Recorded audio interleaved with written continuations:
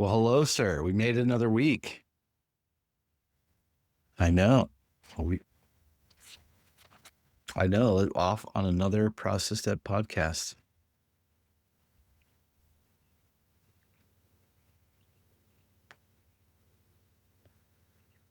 Yeah,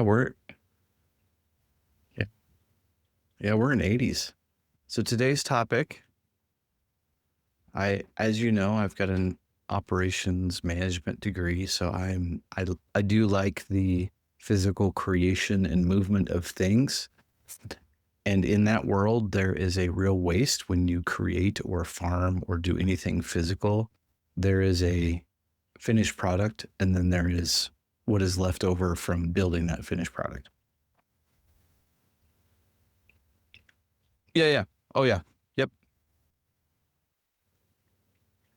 Yep. Yep. Correct. Yeah. Yeah. And you can't get around it, right? Now, hey, Toby, when's the last thing you built something? we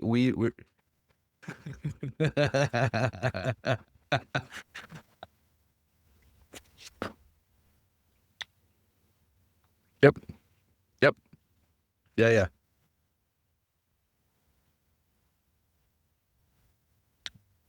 Yep. Yep. And we are we are knowledge we are knowledge workers for sure. It has been a long time since I've made something. And I think, yes, to your point, there is a bit of a Lincoln log creation or Lego set creation.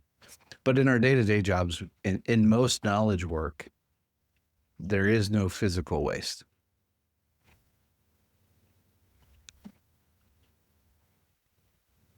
Yep. Yep. Oh, 100%. Yeah. No. No. So what I've been thinking, I did have an epiphany this week because I've been thinking about this for weeks, probably, maybe longer. I know, epiphany. So my epiphany is in knowledge work, the major waste is time.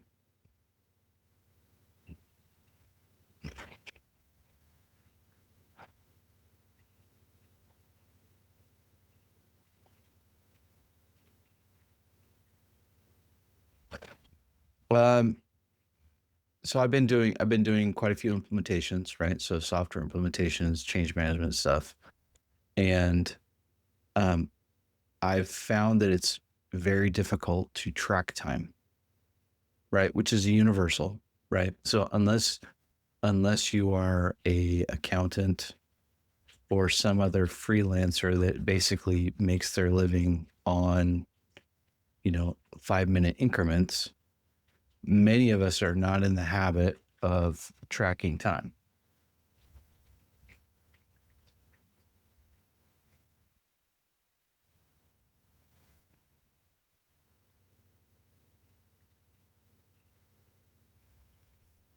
Yeah.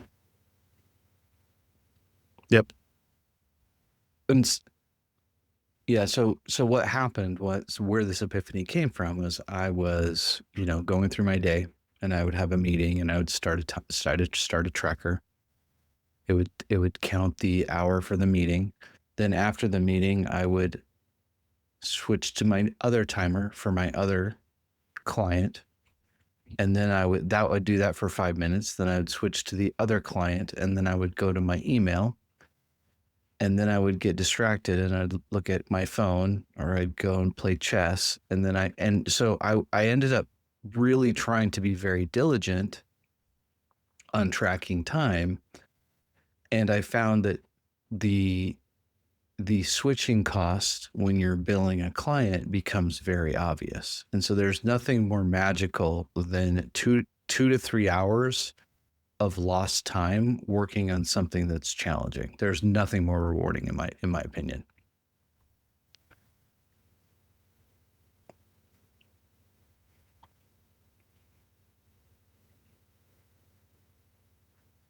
Yeah.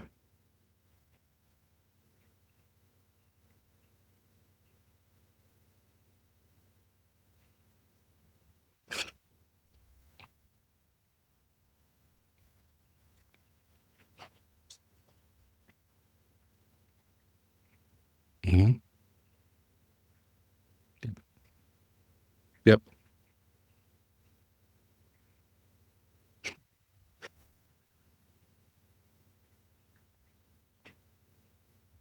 Yeah.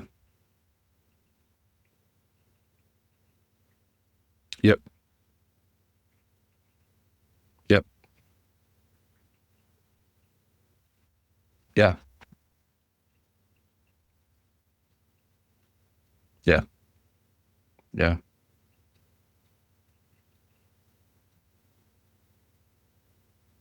Okay.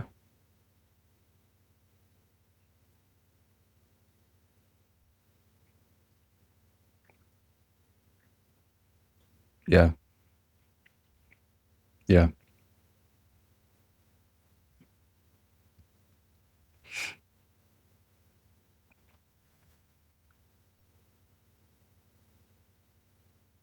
Yeah.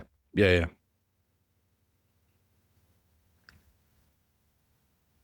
Yeah. Yeah.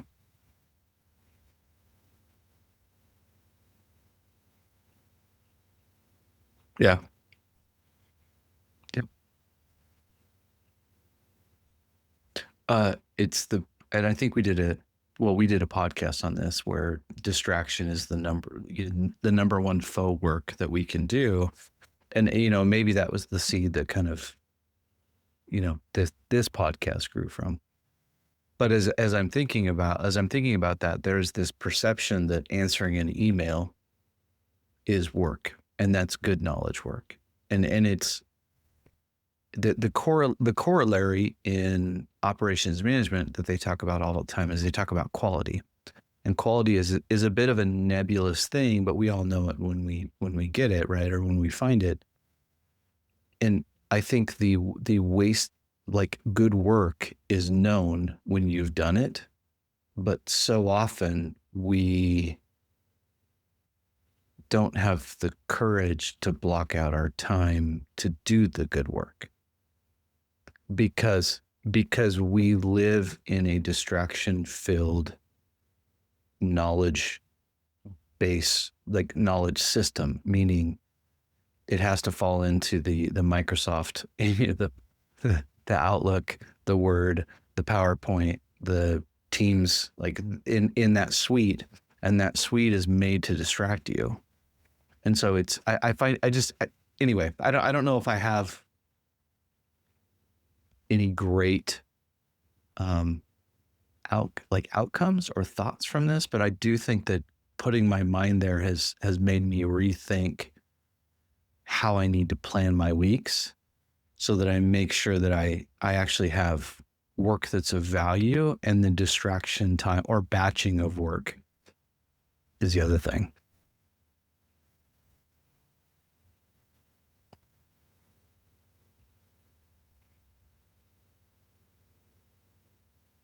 Yeah.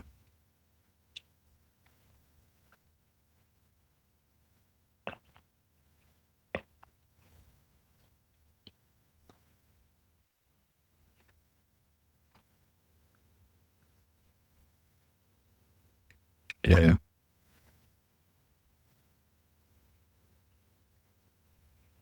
Yeah.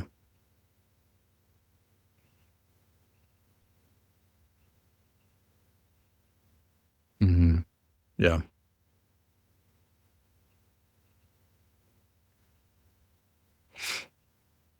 Yeah.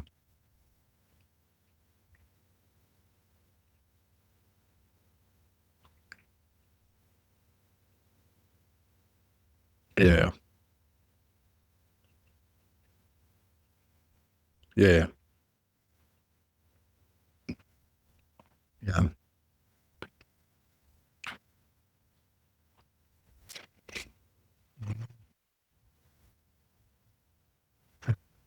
What? Oh my gosh. Oh.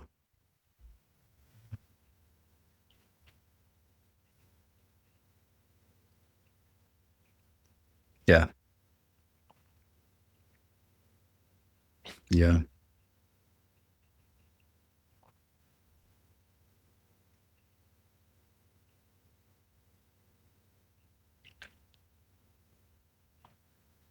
Yeah. Yeah. Yeah.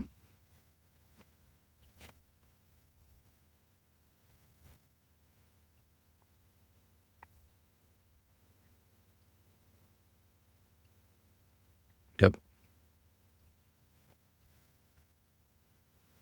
Yep. Yeah.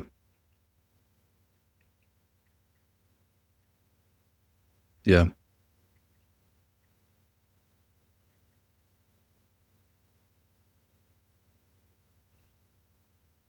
Yeah. Yeah.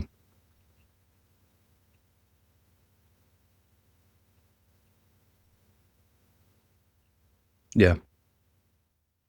Well, and it's just so hard, right? Like if you have a knowledge, like let's just say you have a knowledge based business, right?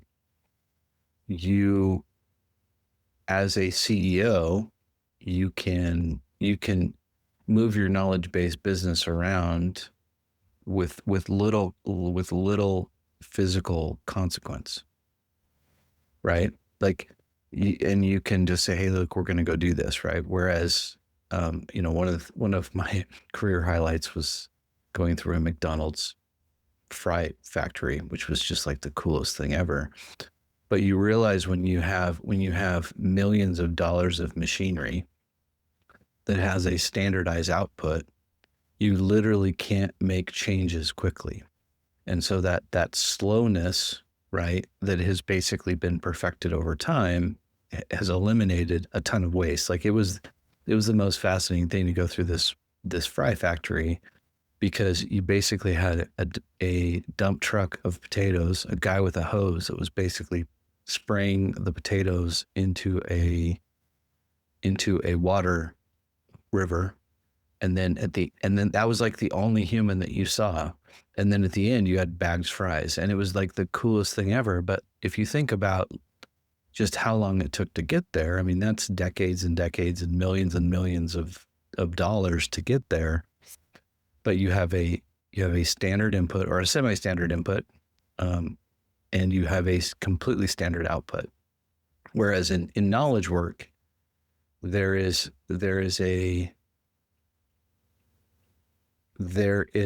a tendency to oversimplify change and over predict what can be if the change is implemented in a specific way. And so you end up with these Dunning-Kruger effects. Whereas if you have to write the check or finance the materials, it forces you to slow down.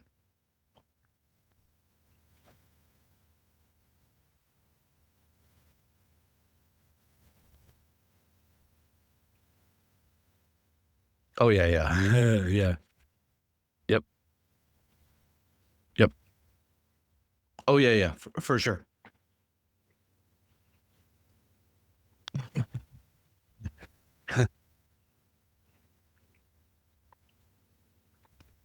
Yep.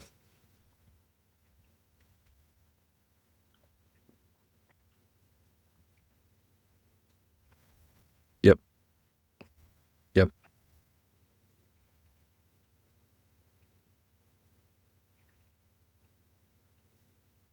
Yeah. Yep. Yeah. Yeah.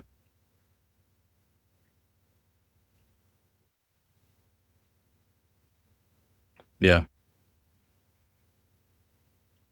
Oh yeah, yeah. Yeah. Yeah. Yeah. Yeah.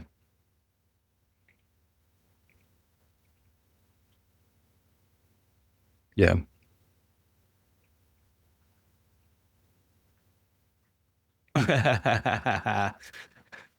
No, no, they are definitely very different, right? And the reason why the reason you have, potatoes come in, fries go out, that is a very simple process. I mean, it's super complicated, but at the end of the day, like that's gonna be the same today versus 50 years from now, maybe with some new technology, but for the most part, that is the input and the output is pretty much defined by a recipe.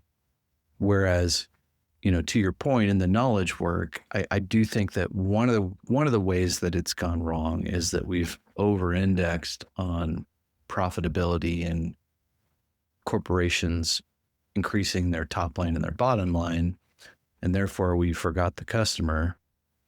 And so, one of the things that we've talked about a lot is in TPS, the Toyota production system, they talk a lot about going to the Gemba, which is basically go to the shop floor and see what's going on.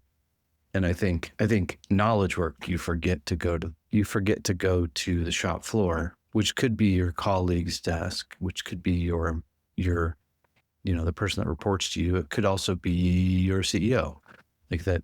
But that shop floor of like, what are you doing and how are you delivering value to your customer? And that's the other thing that's weird about knowledge work is who's your customer. Sometimes it's depending on how close you are to the customer. Sometimes your customer is external.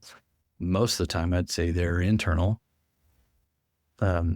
But how are you delivering? How are you delivering that value, and how are you protecting your time to give as much value as you can? Because we do, we're you do run that. You can only push so hard.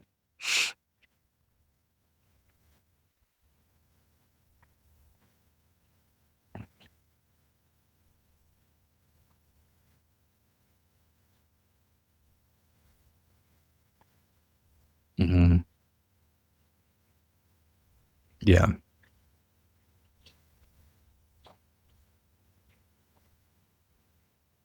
yeah, yeah, yeah,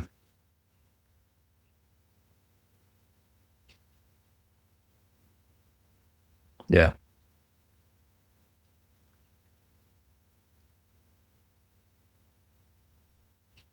yep, yeah,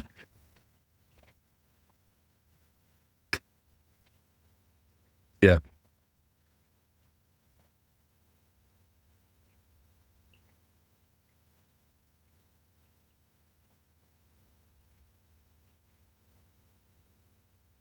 Mm-hmm.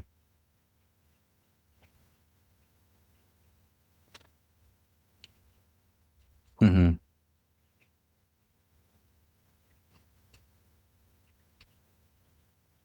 Yeah, yeah, yeah,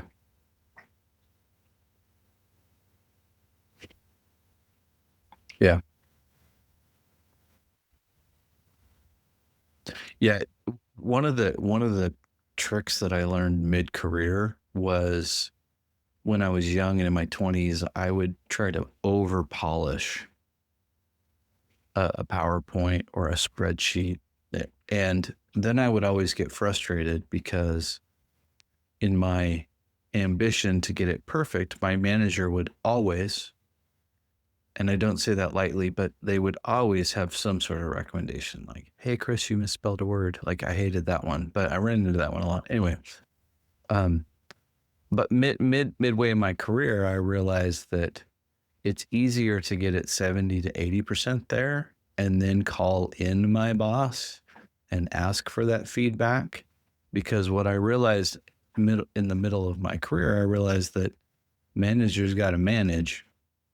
And if you give them, if you invite that, you know, if you invite a recommendation or feedback, I didn't burn as much time on that top end perfecting it, and I got the same feedback.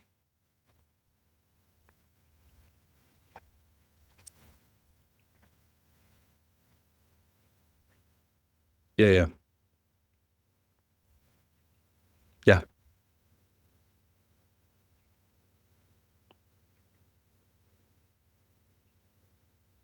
yeah, yeah, yeah, yeah, yeah. Yeah, how many times have you wasted just endless hours by just you get an idea, you run down the path, you go way down, and then you come and show it off to your boss, your colleagues, and they're like, "Oh no, that's not what I wanted."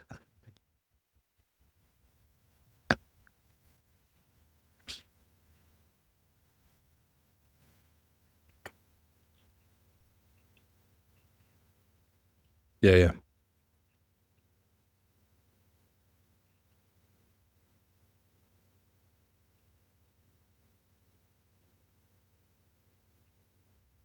Oh yeah.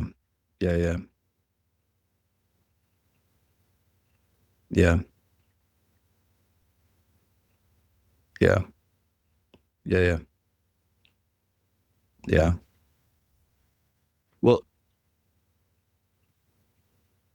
it is very yeah, it is very interesting and on that topic because we've become very culturally lazy since COVID in that work and meetings have become basically this social way for us to kind of semi connect and semi work and semi have human interaction.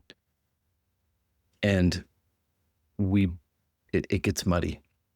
And so you end up with a lot of meetings that basically are, are, are not, are not defined, which again, like kind of goes back to my point of like, look, knowledge work, the waste is time.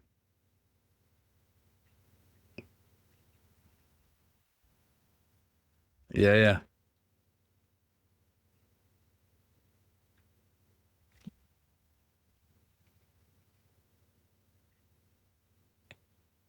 Yeah. Yeah. Yeah. Yeah. Yeah. Yep.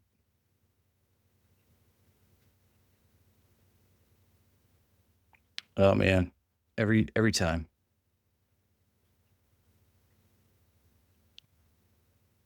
Yeah. Absolutely. Love it. All right. Take care, man.